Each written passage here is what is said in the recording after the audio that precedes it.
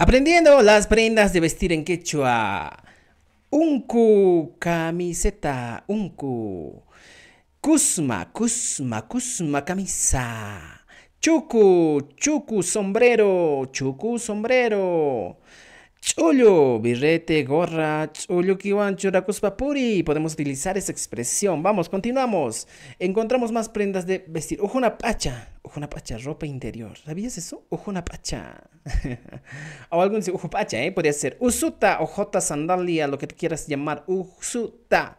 Ya, usuta y churarukusaj. Dices, me pondré mi ojota. Vamos, wara. Wara es pantalón, mi querido amigo. Wara, wara, pantalón. Liglia. Liglia es manta grande, manta en el que tú cargas tus cosas. Luego encontramos yacolla, capa. Yacolla. Antiguamente los incas utilizaban su capa, por eso se llamaba yacolla.